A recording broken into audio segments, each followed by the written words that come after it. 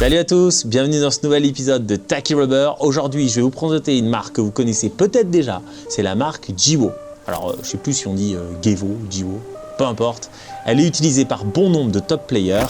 Et aujourd'hui, je vais vous tester la série Codex, qui est une série où il y a 4 rubbers à l'intérieur. Et j'ai choisi l'IF54. Pourquoi? Parce que c'est le plus tacky d'entre tous. Alors, je suis assez curieux de voir ce qu'il donne. Et on va un petit peu lire qu'est-ce qu'il y a derrière le packaging. C'est parti pour le Codex IF54. On va regarder ensemble le packaging et voir qu'est-ce qui se cache derrière. Alors à savoir que dans cette série Codex, on a 4 types de différents rubbers inclus dedans. On a l'IL Pro 52, on a l'IF Pro 54, on a le Super Select 53 et le Super Select 55. Alors pourquoi j'ai choisi le 54? Parce que c'est le plus tacky. Alors ils mettent modérément tacky top shift. Honnêtement, je vous le dis direct, il n'est pas modéré, il est complètement tacky, même très tacky. Donc c'est d'ailleurs ce que j'ai beaucoup aimé quand déjà j'ai déballé le packaging. On pourra faire le test de la balle tout à l'heure pour voir un petit peu. Ils disent aussi c'est une arme parfaite pour ceux qui jouent proche de la table. Alors on verra aussi comment ils se débrouillent à mi-distance et loin de la table. C'est quand même très important quand on juge un tacky rubber. Pourquoi? Parce que beaucoup de joueurs, notamment européens, aiment jouer loin de la table ou à mi-distance. Et donc, il faut aussi qu'ils soient capables d'effectuer ce genre de mouvement. Ça influera aussi sur sa note. Dernière chose à noter, ils disent que c'est idéal pour ceux qui ont un très bon niveau technique. Alors j'espère que c'est jouable pour tous, hein. Mais d'après eux, il faut quand même avoir un bon niveau technique. On va voir si j'ai un niveau technique suffisant pour jouer avec. Et donc c'est fait pour ceux qui justement sont des hard-working attackers, donc ceux qui aiment vraiment faire beaucoup de touch-spin et agresser leur adversaire. On va voir ensemble les 4 petits derniers points qu'ils ont marqués. Ils parlent de Toxic Serve. Alors là, j'aime bien ce mot-là parce que ça me rappelle un peu le D09C de Butterfly. Donc j'espère qu'il est aussi pénible pour faire les relances de service pour mes adversaires. On verra s'il est aussi bon que lui dans ce domaine. On a un petit logo Arc Hit Technology qui veut dire qu'il y a une collaboration entre la Chine et l'Allemagne et surtout qu'on aurait une courbe apparemment, parce que là elle est dessinée quelque part avec un logo. Arc Hit, donc ils ont développé une nouvelle technologie qui permettrait justement aux balles d'avoir une curve beaucoup plus haute. Bon, maintenant, assez parlé concernant la tackiness, le seul test qui marche réellement, c'est le test de la balle. Alors, une balle de la marque Pimpon Wang qui fait aussi des tacky rubbers. On va les tester une prochaine fois. C'est un professionnel de ping-pong chinois qui a fait sa propre marque et qui fait des très bonnes balles proches des balles Jola que j'adore. Les balles Jola Flash là qui sont excellentes. Et puis avec un très bon tarif. Donc la prochaine fois, j'essaierai sans doute ces tacky rubbers. Bon, maintenant, on n'est pas sur la marque Pimpon, on est sur la marque Jiwo. Et on va essayer sa tackiness tout de suite. Ici, test de la balle. Il l'est. Alors en plus, ce qu'il faut savoir, c'est que je l'ai utilisé pendant 2 mois. Donc, comparé quand vous le déballez du packaging, non seulement il est tacky, mais il est encore plus tacky que ce que je peux montrer dans la vidéo. Donc là, il a déjà pas perdu sa tackiness au bout de 2 mois. Avec, je sais pas, moi j'ai fait au moins 4 à 5 séances d'entraînement par semaine. Des séances qui durent 2h30 avec des balles d'entraînement et des balles sales. Donc oui, il a un excellent niveau de tackiness. Un dernier mot avant de vous emmener à la salle avec moi. Dans la vidéo que je vais vous présenter, il n'y a aucun sponsorise avec la marque Jiwo. Je ne travaille pas avec eux, je fais ça par plaisir. Je teste des nouveaux tacky rubbers que pour vous. Donc on verra la note qu'il aura, mais en tout cas c'est bon de le savoir avant. Deuxième point, dans cette vidéo, je vais jouer contre des adversaires qui ont tout type de revêtements. Des fois ils ont joué avec des Ding 09C contre moi, des fois c'est des picots. Je mettrai une petite indication quand même long pips ou short pips quand ils joueront avec des picots. Mais du moins, c'est important de le savoir aussi, tous ne jouent pas contre moi avec les mêmes types de rubbers et on verra si mon niveau technique me permet de jouer contre tout type d'adversaire. Ça aussi, c'est important de le spécifier. Des fois, les mots ne suffisent pas, il faut des actions. Alors, vous allez venir avec moi au club, on va tester tous les types de techniques et c'est parti pour la review du Jiwo IF54.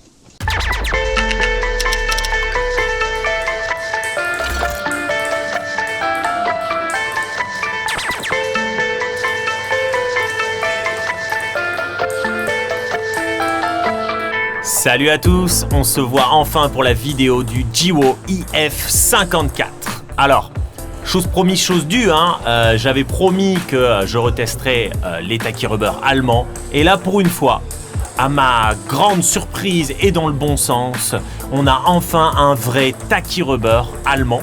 Parce que le Jola ZJX, c'était vraiment un hybride, voire, je dirais, quasiment non Taki. C'est-à-dire on a une très faible takiness qui est sur le top sheet. Alors que là, réellement, on a un rubber extrêmement Taki. Autant qu'un DHS3 national, même Neo. Donc ça, c'était super agréable pour moi parce que j'adore ce feeling. J'adore pourquoi ? Parce que, pour ceux qui sont nouveaux sur la chaîne, les Taki Rubber permettent de garder la balle plus longtemps sur la raquette et donc de maximiser le contrôle. Et deuxièmement, de générer beaucoup plus de spin parce que la balle s'arrête dans le revêtement et repart et se catapulte avec une rotation maximale quand elle est frottée avec ce genre de revêtement. Donc là, excellent point pour moi, il est extrêmement Taki. Deuxièmement, je trouve que son niveau de speed à vitesse normale est juste phénoménal. Là, on voit dans cette séquence-là que je frappe et la balle tourne de plus en plus. Et c'est vraiment super agréable de pouvoir enchaîner autant de top spin puissant avec autant de rotation avec un Taki Rubber. Donc un speed de base qui est énorme. Pour un Taki Rubber, ça je trouve ça juste génial. J'avais ressenti ça un peu avec le Loki Arthur quand même, qui avait déjà un excellent niveau de speed que j'avais adoré, mais là on est encore au-dessus. Donc si je devais noter le speed déjà, clairement on est à 10. Et le spin, si je pouvais mettre plus que 10, je mettrais un 10 plus pour vous dire à quel point je le trouve spinny. Le troisième point qu'on va aborder, bien évidemment, c'est le contrôle. Maintenant, je vais essayer de parler pour tout le monde et en même temps, je vais essayer de parler à ceux qui ont déjà utilisé ce type de revêtement. Pour moi, il a aussi un excellent niveau de contrôle. Je n'ai vu aucune faiblesse à chaque fois que je voulais mettre dans un endroit extrêmement précisément, que ce soit à gauche ou à droite et dans les petits coins, il pouvait le faire sans problème.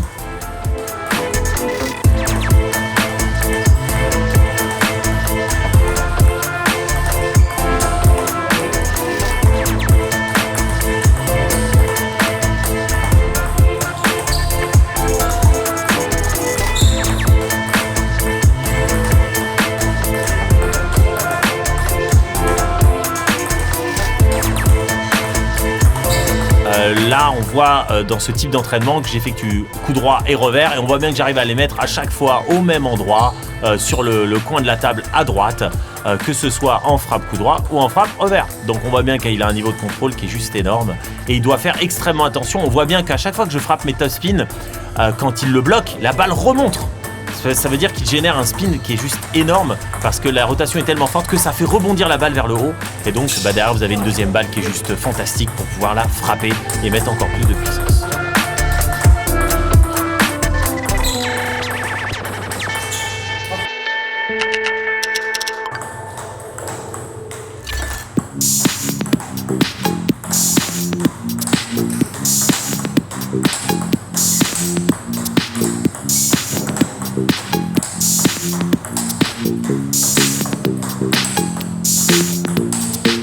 C'est parti pour le back-end et là je joue contre un excellent joueur de mon club qui a un très bon niveau autant en revers qu'en coup droit avec des très forts top spin et le bloc est extrêmement bon. Pourquoi ?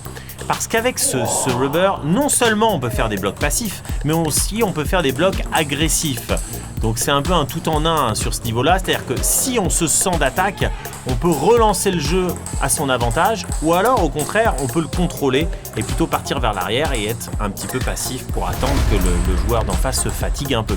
Je crois qu'il a ce petit truc en plus qui fait que si vous voulez donner une dernière accélération, il en est capable. D'ailleurs, pour vous dire toute la vérité, au début j'avais collé un Victas V22 et un Jiwo. D'ailleurs, on peut le voir normalement rapidement dans la séquence de coup droit. On va voir un petit revêtement bleu des fois et on se dit ah bah tiens, pourquoi il avait un revêtement bleu ? Parce qu'au début, je voulais faire un peu une vidéo Victas Jiwo ensemble et puis j'ai tellement aimé le Jiwo que j'ai dit non, je vais m'en racheter un deuxième. Du coup, ça devient mon setup complet et je l'aime autant en coup droit qu'en revers. Parce que, à mon sens, en tout cas, c'est le plus agressif des Taki Rubber et le plus agréable à jouer à la fois.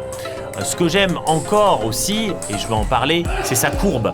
Il a une courbe extrêmement haute, je dirais même plus haute que le Dignic 09C.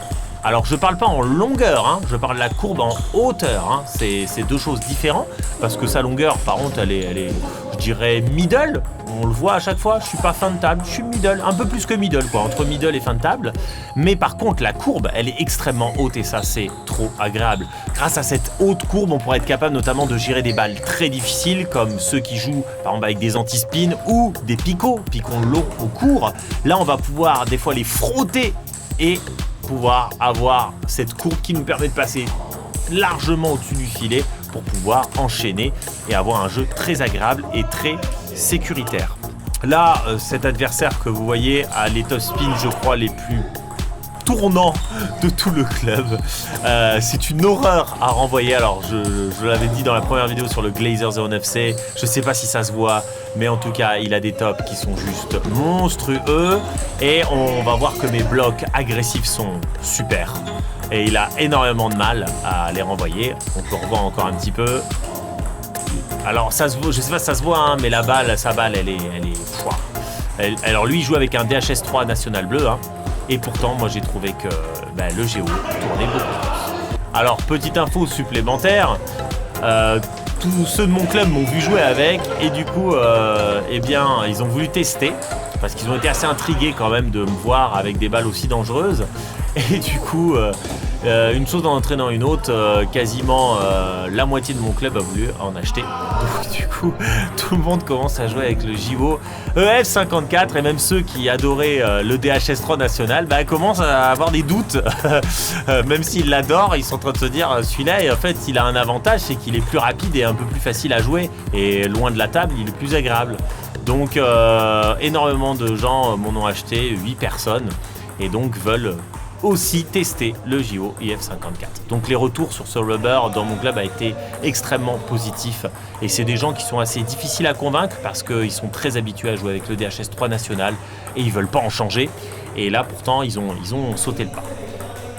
Dans cette séquence on va voir des revers que j'essaie de contrôler en top et en frappe et on voit que je m'éloigne de la table, je suis à 2 mètres de la table et je peux en enchaîner sans problème. C'est souvent l'adversaire qui craque et pas moi pour une fois. Alors que d'habitude, c'est plutôt moi qui craque au bout de cette frappe.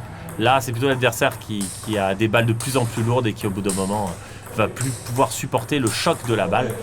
Donc voilà, que dire de plus? Un counter parfait, une courbe extrêmement haute que j'adore, qui permet de renvoyer tous les types de balles, même les plus difficiles. Et puis, on va voir dans la troisième partie quelles sont mes dernières impressions concernant le prix, la durabilité. Évidemment, vous retrouverez le tableau.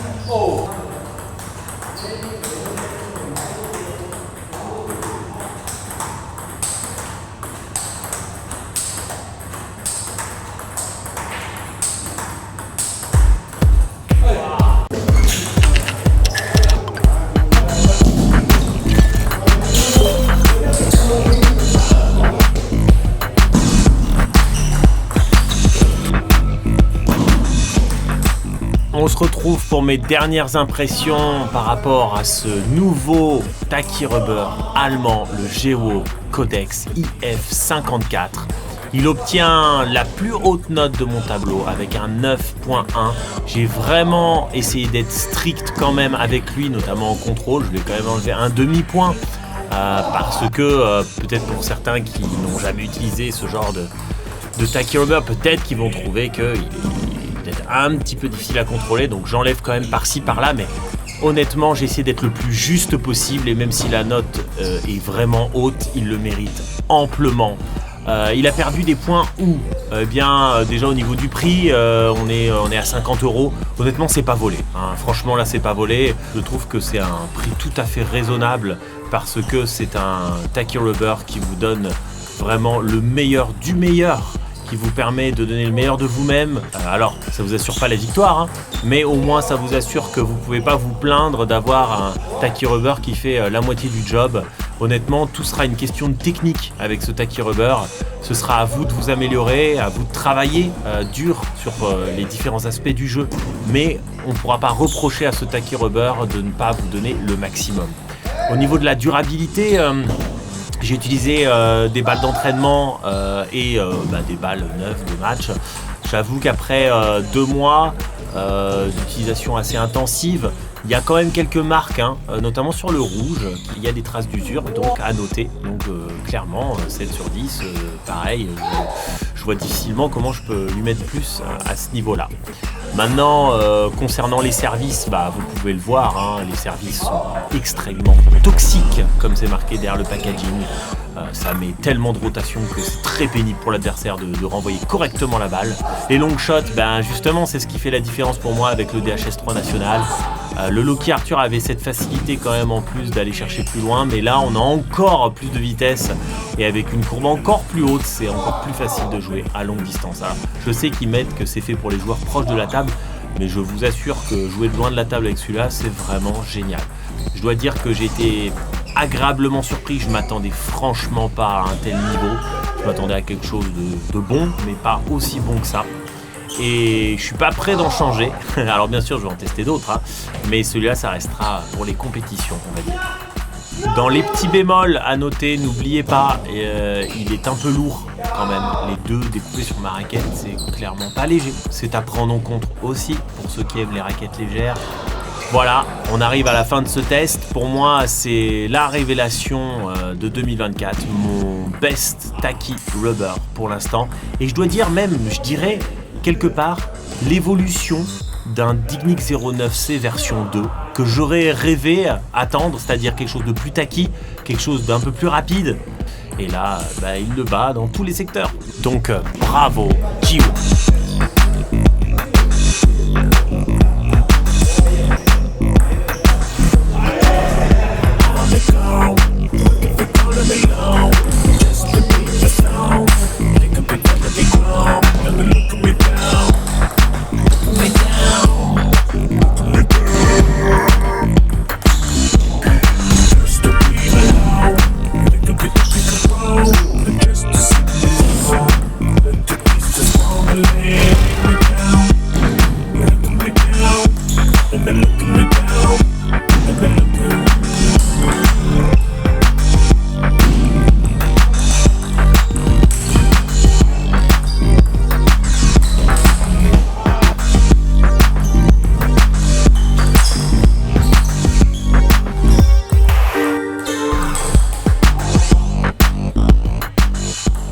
C'est déjà la fin de cette review, j'ai pris beaucoup de plaisir à jouer avec ce Jiwo Codex IF54.